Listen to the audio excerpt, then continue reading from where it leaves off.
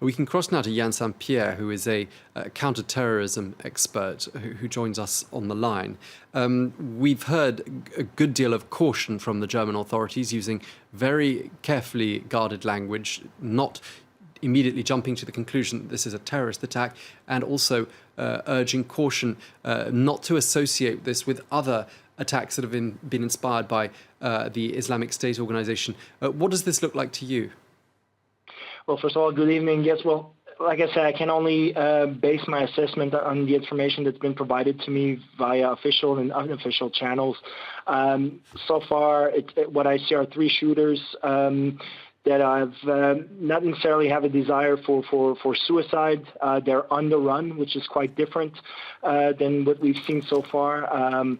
And what I see is that something tells me that, yes, the possibility, for example, of a hostage situation is there. However, we're almost 3.5 hours, 4 hours into this emergency situation now. I believe a possible hostage situation could have occurred already. There's already a lot of discussions about, do they still have enough ammunition? They can be still armed, but do they still have the possibilities of shooting? That's still an open question. Okay, so a lot of questions, and what we heard from the German police spokesperson just a short while ago is a pretty frustrated tone that I haven't heard before from the authorities. Clearly, there's a lot of misinformation doing the rounds on social media, and he was also appealing to the media and to people with smartphones not to give away information about police positions. So clearly, a frustrated tone I detected in that spokesperson for the German police. Did you get that sense too? Absolutely, and rightly so, I must say, because immediately, and I'm saying really a few minutes after this tragedy was announced on social media, already the rumors of possibly being 15 people dead was doing the rounds. Everybody, speculating, jumping in, providing pictures, speculation in the media, speculation from colleagues.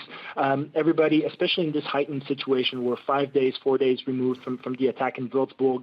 We're 10 days removed from the attack in Nice. Everybody's heightened. Everybody's sort of looking for a potential terrorist attack. Everybody wants to see something, that links that aren't necessarily there. And also, one needs to consider that the Munich police was really surprised. If we're talking about three shooters in a shopping mall at first, then around the McDonald's and very high density population areas.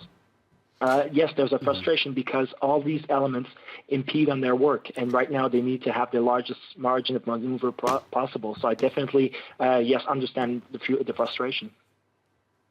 And of course, Jan, this is not a particularly sophisticated attack. It appears these three gunmen were armed with rifles, nothing more than that. I understand that in Germany, they're not quite at the stage that we're at in many parts of certainly Paris, where you're searched before going into a shopping mall. So, as far as the authorities are concerned, preventing an attack like this is nigh on impossible, especially when you look at the places where attacks have been carried out in recent days. It's been Nice, it's been Würzburg, and it's been now Munich. These aren't capital cities. And so clearly the authorities have a hugely difficult job on their hands preventing such attacks. They can't prevent them, can they?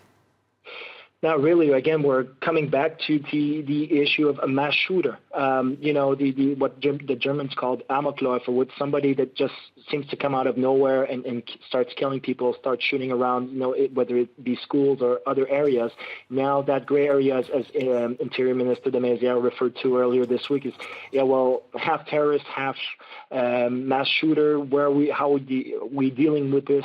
And then comes the issue of the balance between liberty and security. Do we start having metal detectors everywhere? Do we start having searches in every area where possible population gatherings could occur?